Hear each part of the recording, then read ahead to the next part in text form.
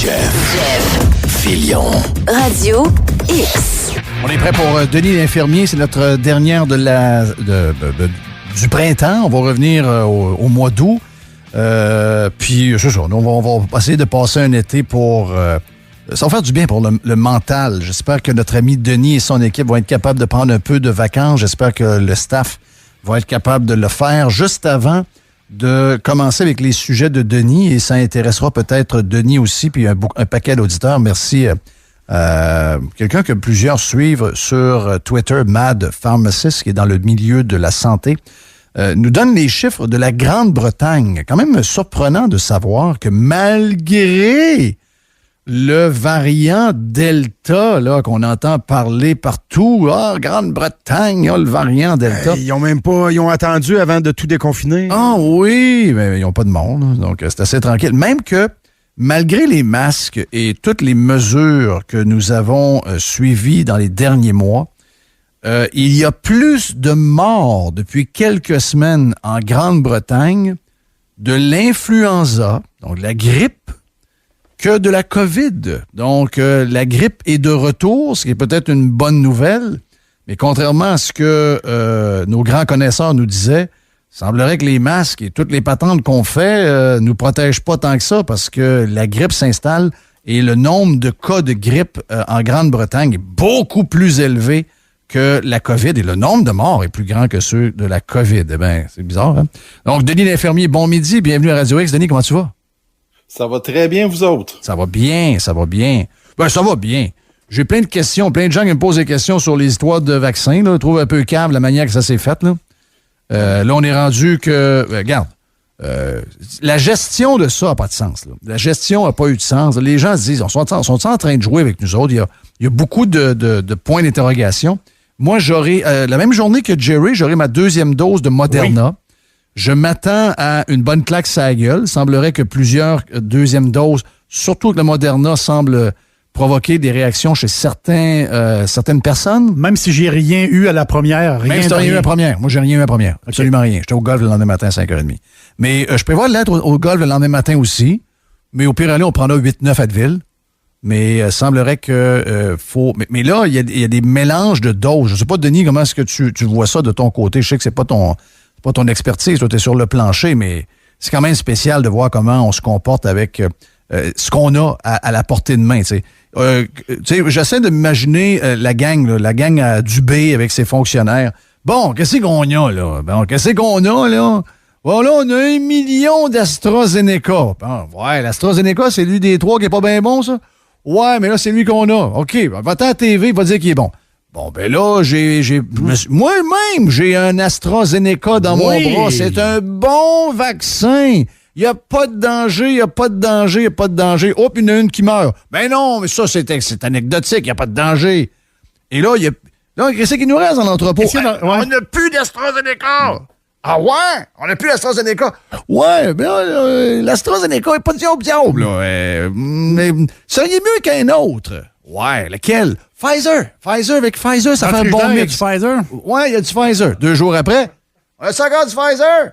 On n'a plus de Pfizer. OK. Qu'est-ce qu'on a? Du Moderna. Hey, là, ceux qui ont eu Pfizer, un bon mix avec un Moderna serait bon. Ça serait un bon mélange. D'après moi, ça serait vraiment, vraiment bon. Ah, madame, c'est-tu le contraire, madame? C'est ça qu'il disait, oui, le PM? C'est ça. Ça fait bric-à-brac, Denis. C'est l'image que ça donne en plus. J'aimerais donc ça que ce soit autre chose qu'un ministre qui nous parle de vaccin aussi, là. C'est toujours les mêmes. On dirait que c'est une relation, c'est une job de relation publique, mais que le relationniste connaît pas son sujet. Exact. Ça fait zéro sérieux, puis c'est quelque chose qu'on se met dans le corps qui est assez importante. C'est un vaccin. Si on avait fait la même chose dans le passé avec les vaccins d'influenza, de H1N1, d'hépatite B, je te jure qu'on n'aurait pas un taux de vaccination très, très vargeux. Mais c'est ça qui est triste, c'est qu'on a quelque chose qui fonctionne, on le voit que ça fonctionne, on a clairement les chiffres pour dire que ça fonctionne, mais là, au niveau de l'image, c'est pourri, c'est mal fait. Clic Santé se plante aux 2 jours. Nous autres, on a des plaintes. Moi, j'en reçois des téléphones d'externes, de monde de l'externe, me demander des questions sur les vaccins. J'ai aucune idée de quoi répondre. C'est vraiment pas mon expertise. Il faut que j'y réfère à d'autres places qui fonctionnent pas. C'est un peu une tour de Babel. Là-dessus, là, au niveau relations publiques, au niveau des vaccins, c'est pourri parce que ça cache l'efficacité du vaccin dans le sens où l'image qu'on voit du vaccin, c'est la gestion tout croche et non pas les effets qu'on a. C'est ça qui est dramatique, Jeff, là-dedans. Oui, je sais. Puis c'est surtout qu'ils nous ont emmenés dans une histoire qui n'a pas rapport là, d'aller jusqu'à 75% de doses, alors qu'il aurait fallu s'occuper des gens à risque en premier, puis le reste, c'est du bonus. Et là, ils se sont mis dans la tête d'être les meilleurs au Canada. Je sais pas c'est quoi cette maudite folie-là, là. Mais ça va être dur à atteindre la deuxième dose parce que plusieurs sont inquiets. Puis là, ils se disent, voyons donc, c'est quoi cette maudite affaire? Il y a en tout cas, pour plusieurs, il y a un manque de confiance. Et quand vous cherchez sur Google, c'est assez clair que la science est pas rendue assez loin pour le mélange au point où les autorités des pays sérieux disent on ne mélange pas les vaccins, OK? On ne mélange pas. Si vous avez un Pfizer, deuxième dose, 3 semaines, Pfizer. Mais nous autres, ça a commencé avec le nombre de jours et de semaines entre les vaccins.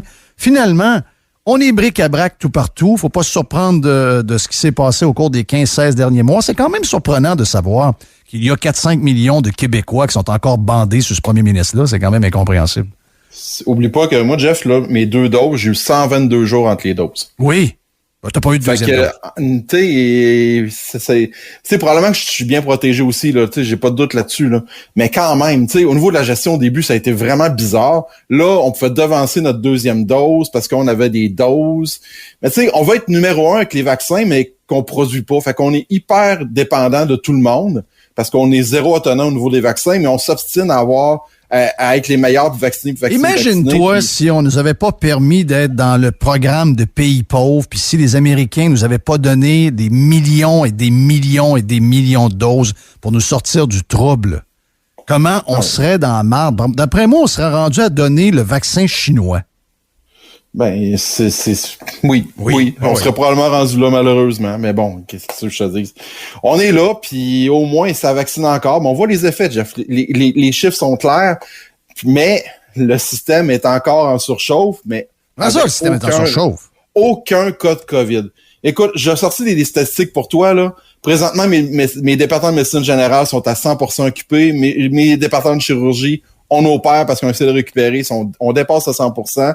Les soins intensifs, on frôle le 100%. Les urgences, on est à 140%. Mais mes unités COVID, je suis à 10%. Fait que c'est pas le COVID qui nous met dans le trouble, c'est tout le reste. Puis, écoute, on le dit depuis le début, puis là, c'est de plus en plus clair, c'est une crise de ressources humaines, parce que les différences entre la vague COVID, donc la vague sanitaire, puis la crise ressources humaines, c'est pas compliqué, Jeff. La vague COVID, donc le problème sanitaire, a été affecté des régions en particulier. Mais toute la province a eu des contraintes. On en a-tu entendu parler la première vague? C'était un problème de Montréal. Mais Gaspé a eu les mêmes contraintes que Montréal. Mais là, présentement, on a une crise de ressources humaines aiguë, mais pandémique à travers la province. Pendant les 15 mois de confinement, il n'y a pas un hôpital qui a fermé son urgence de nuit pendant tout l'été. Là, c'est arrivé dans Charlevoix. Pourtant, il n'y a aucun cas de COVID. Il y a des bris de services partout. Moi, présentement, je gère... moi, je paye dans mes impôts une assurance santé. Là. Est-ce que j'essaie de trouver un moyen au niveau fiscal de ne plus payer? Parce que là, c'est pas assez safe, ça, là. T'sais, moi, je paye. Là. Tout le monde, tous les gens payent pour avoir une couverture, pour avoir une sécurité. Là, on l'a vu qu'on avait un système qui tenait avec rien. Et là, il n'y a plus de COVID et le système est encore complètement jammé. Moi, excusez-moi, je vais me retirer de ça. Là. Moi, je vais m'organiser. Mais moi, je ne veux plus payer. Là. Je ne veux plus payer. On m'en donne... Tu sais, c'est quasiment de la crosse, là. Moi, je vérifie à chaque année mon assurance habitation. Tu sais, je fais un genre de petit update. Oui, mais si tu payais 1000 $ d'assurance habitation, puis tu te rends compte que la compagnie n'est pas capable de te donner le service si jamais ta maison passe au feu, c'est ce que tu vas faire. Je vais aller ailleurs. Ben c'est ça. On est un peu pognés. On est comme mal assuré d'une manière. Mais tu sais, moi, regarde, il y a probablement le 3/4 de ce que j'ai besoin. Avec Marc Lacroix, on est correct. Mais, je veux dire, on le paye, là. Mais pendant ce temps-là, moi, je paye de quoi que je me sers pas parce qu'ils sont pas capables de d'offrir de services. Il faut arrêter de les payer. Mais Jeff, c'est là crise... où ça va craquer puis qu'ils vont changer tout. Les autres, le cash rentre pareil puis ils n'ont plus besoin de donner de service. On accepte ça. Ce système de santé, il va mal. Oui, mais la crise de personnel, Jeff, là, ça date pas d'il y a 15 mois. Ça date de longtemps. La crise COVID, OK, la crise sanitaire a servi de pilier, a servi de levier pour les rendre intéressants. Mais la vraie crise là-dessus, c'est une crise de ressources humaines qui connaissait. Tu sais, présentement, quand je gère de nuit, avec 40% de mes infirmières qui me manquent, c'est presque 1 sur 2. Comment veux-tu que je donne? C'est ça le problème. J'avais déjà des déficits. J'avais pas besoin de beaucoup de choses pour être vraiment dans le trouble. On n'a pas corrigé ça depuis des années. On s'est assis sur des plans de contingence. On n'a pas valorisé la formation. On n'a pas valorisé la profession. On n'a pas arrangé des conditions adéquates. OK? Puis là, je rappelle, je suis pas syndicaliste, je suis pas dans aucun syndicat, mais c'est la réalité. OK? Là, il y a eu la COVID. Fait que oui, il y a eu des départs, il y a eu des démissions, il y a du monde qui ont tombé malade. Il y a eu des catastrophes, il y a eu des suicides, des départs, des mises à la retraite, Puis là, on est rendu, on avait de l'eau aux épaules. Là, on a de l'eau juste en dessous du nez. Ça veut dire que vous avez un accident d'auto, on va s'occuper de vous autres. Mais vous avez un problème chronique, ça se peut que ça va être encore plus long. Il est là le problème. Mais c'est pas la crise sanitaire, ce n'est plus la COVID. Ils n'ont plus le levier de la COVID pour faire peur. C'est une crise de ressources humaines qu'ils connaissaient, qui ont provoqué, qui ont jamais été capables de corriger, malgré tout ce qu'on peut faire à l'interne, changer les horaires, essayer de mettre ça le plus haut possible. Au bout du compte, quand il me manquait 4 infirmières, je peux pas les cloner, Jeff. Mais là, il n'y a plus de COVID. Les hôpitaux sont encore une fois tout croche. Okay? Il était tout croche avant. Aussi. Je sais, mais là, on le sait, là, ils nous le disent. Là, ça veut dire que si, mettons, on a un variant, puis qu'il y a, je sais pas moi, il y a tel pourcentage de la population qui sont infectés par ça, puis que... Mettons que le vaccin marche plus là, avec ça. Puis ça prend pas grand-chose. Mettons qu'on a une explosion de 50, 75 personnes qui sont hospitalisées et qui ont besoin de soins, genre soins intensifs. Ça veut dire qu'ils vont nous sacrer en dedans, qu'est-ce que tu me dis là? Ben, de toute façon, le confinement n'a rien changé. Là. J'y crois pas, là, en quatrième vague, en passant. Là, je veux juste vous dire que... Non. J'y crois pas pantoute zéro, là. Mais, moi non plus. Mais tout est possible. Mais on connaît pas l'avenir tant que ça, c'est ça. JC, t'as raison, là. On connaît pas l'avenir tant que ça. Mais avec les chiffres que tu me montres là, alors que c'est complètement vide de COVID, là, l'hôpital déborde. Donc, je veux dire, ça prendra pas grand-chose pour qu'il s'en aille encore à TV. Bon, ben là, le système de santé, puis là, on vous demande de rester à la maison, puis on ferme les magasins, puis moi, ça me fait peur, ça. Comment se fait, donc? C'est pas ça qu'ils font à longueur de journée. Au lieu de donner 2,6 millions de dollars à des artistes qui vont faire un show poche de la Saint-Jean enregistré la veille. Être diffusé demain en passant. Là. OK, c'est diffusé demain. En plein match du Canadien. Oh! Ben, tu vois du monde, hein? Wow, quelle idée! 2,6 millions de dollars. Il est graisseux, les artistes? Ah, ben, moi, te dire de quoi, tout le monde s'est graissé, là. Les producteurs, les techniciens, ceux qui font le vidéo, tout le monde, là, sont graissés à grandeur. Ils s'occupent de toutes sortes d'affaires qui n'ont pas de bon sens. La musique francophone des buildings du gouvernement. Et pendant ce temps-là, les hôpitaux sont en train de s'écraser, puis il n'y a plus de COVID. Donc, ils sont pas en train de se préparer pour quelque chose d'autre, là. Ça veut dire qu'on connaît déjà le futur. On connaît le futur, puis la prochaine crise, oublie le virus, n'importe quoi d'autre, là. N'importe quoi qui va arriver, là. Une épidémie, whatever, n'importe quoi. On a les 2 genoux à terre, puis une main à terre, je te dirais. Là, c'est compliqué, là. Jeff, ils ont fermé une urgence dans un hôpital à Charlevoix pour tout l'été durant la nuit. OK? Ils vont dévier les ambulances soit à Sainte-Anne, soit à la Malbaie. Il y a des McDo qui font ça, puis il y a des couche-tard qui ferment pas tard. Mais un hôpital, ça peut pas faire ça. C'est compliqué. C'est compliqué. Mais bref, regarde, c'est comme ça, mais c'est ça la réalité. C'est une crise de ressources humaines. Les solutions ont jamais été apportées. Il n'y a pas de plan là-dessus. On est encore la même narrative, c'est par rapport à la COVID, mais on n'en a plus. Mes unités sont à 10% d'occupation de COVID, mais ça, on sera jamais à 0 pour l'instant. Puis c'est correct, mais ce n'est pas ça qui nous met dans le trouble. Moi, à 4 patients COVID, ça me prend une infirmière. Là. C'est pas ça qui me met dans le problème, là. Mais vraiment pas. Ouais. On est mal. on est mal assuré. Mais il y a une fois qui m'énerve. Si je pète, mettons, je file pas, puis je fais un genre de crise cardiaque, je rentre, vous me soignez. Ça marche. Oui. Mais si, mettons, j'ai un problème chronique à un genou, une patente, je me cogne le genou, OK, va-t'en chez vous.